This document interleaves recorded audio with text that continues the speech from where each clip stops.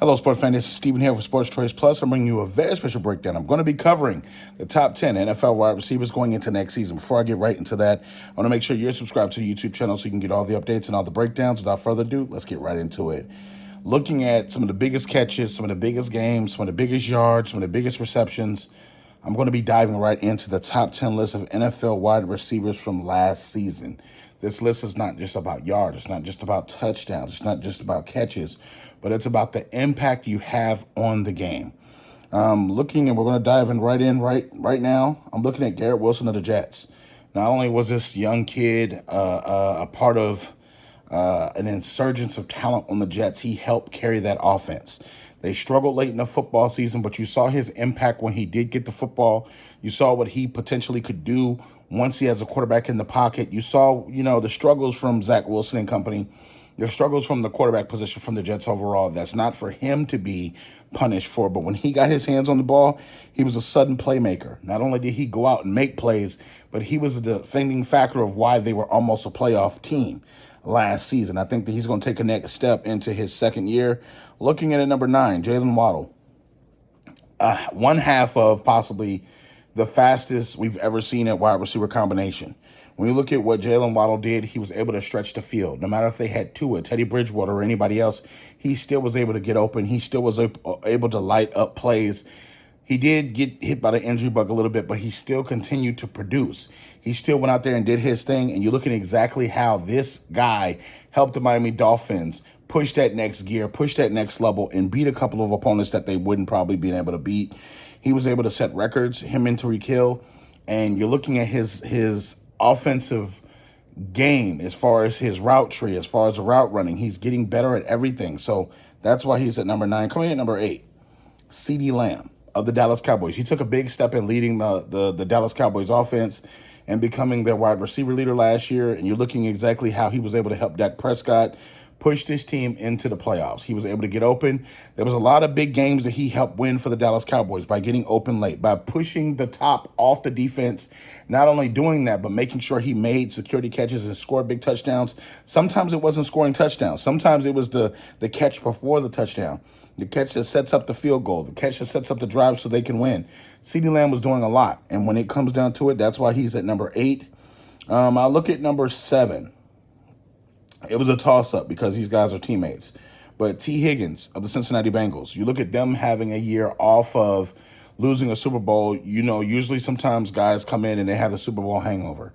They have a down year production-wise. But T. Higgins not only consistently was a great blocker, he was consistently a great catcher, he was consistently a great route runner, and he made Joe Burrow's choices easy for him. When you look at Jamar Chase on one side, of course he's going to get the doubles.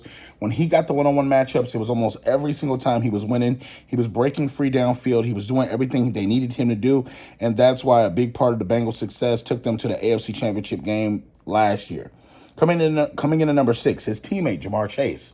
When you look at him, he struggled with injuries throughout the season. He took a step back health-wise when he was struggling throughout the season with the hip, but he continuously balled out. He didn't practice a lot, but you saw exactly what he was able to do when he got on the field. When they put him on somebody one-on-one, it was almost always a touchdown, a breakaway play, some big play down the field, and Joe Burrow appreciates that. Doing the homework, seeing him mature into not only rookie season, first year, and seeing the work he puts in, seeing the way that he's matured from the first season to the second season, and seeing how he's not only helped this Bengals team become a consistent offensive playoff team, this is what you're looking forward to from the Bengals. Guys that are making plays, big plays down the field, quarterback play is popping, wide receiver play is popping, running back play is popping. This is a big part of that, and Jamar Chase is why. Coming in at number 5, Stephon Diggs. You already know who the kid is. He's been consistent playing. He's been a top 5 NFL wide receiver the last couple of years. He is the reason why the Buffalo Bills go where they go. That offense is nothing without him. Josh Allen forces him the ball. He consistently makes big plays. They need to add more weapons in Buffalo because you can tell the tread on the tires are starting to show a little bit with the frustration of them not being able to make it farther in the playoffs. But you got to think, Stephon Diggs does his jobs. He does what he's asked to do. He blocks, he catches, scores touchdowns. He does the dirty work, runs routes. That's why he's at number 5. Coming in at number 4, A.J. Brown, he's newer on the top 10 list, and you think, he was in Tennessee for a little bit. He may not have got his just due. But going to the Super Bowl, seeing what he was able to do during the playoffs, seeing what he was able to do against the Tennessee Titans, he's been able to not only show that he's a wide receiver with the full route tree, he's developed. He's not just a power guy where he's just bigger than everybody, he can just muscle everybody, but he has some speed on him. He has the ability to run different routes. He has the ability to be the X receiver, the wide receiver, and the Z receiver. He showed the full ability to be a great wide receiver in Philadelphia last year, and that's a big part of why he's on this list, and he's a leader in the locker room as well. So that's a big part of this.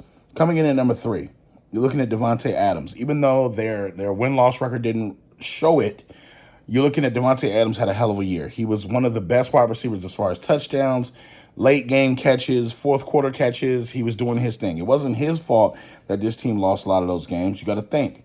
The quarterback position did let them down in a lot of ways. They didn't take advantage of leads when they had it. They didn't run the ball when they needed to, and that's why his team suffered. But Davante Adams, again, is still a top 3 wide receiver in the NFL. He had a hell of a season last year. Coming in number 2, breaking basically every single one of Randy Moss's records for the first 3 or 4 years he's in the league, Justin Jefferson. The kid has come in and said, hey, I want to be the best receiver in the NFL. I'm coming for this. I'm doing this, XYZ. And he not only did it, but he stood on a soapbox and said it beforehand. He burnt up different defenses. He made sure he called people out and performed in those games. He did exactly what he needed to do as the number 1 receiver to lead this Minnesota Vikings offense. Even though they fell short in the playoffs, you're still looking at the kid had a hell of a season, and he's the reason why the Minnesota Vikings are so offensively gifted like they are. That kid, Justin Jefferson. Coming in at number 1, the Cheetah, the guy that recreated speed in South Florida. Miami Dolphins had a hell of a year offensively, and he's the main reason why. Being able to stretch defenses, being able to go from any route on the tree and expose any kind of defense. When you see him hit that little skip, that little jump skip, and it's off, he's off to the races. Possibly the fastest man in the NFL, and his production on the field showed you that if he has a quarterback, he can do something. You saw what he could do with Patrick Mahomes. Tua kicked it into another gear for him for a little bit there, a little stretch. But you got to think, Cheetah is one of the best wide receivers in the NFL. He may not be big in stature, but his game plays for itself. Not only are all these top 10 wide receivers special, they had a hell of a season last year, and I look forward to them to having a greater year this year. I don't know about Tyreek Hill. I don't know how much more he could do to help the Dolphins, but he had a great year. But what's your top 10 list of the NFL wide receivers right now after based off last season? Get in the comment section. Definitely check out Sports Choice Plus for all the updates and all the breakdowns, and we'll see you on the very next video.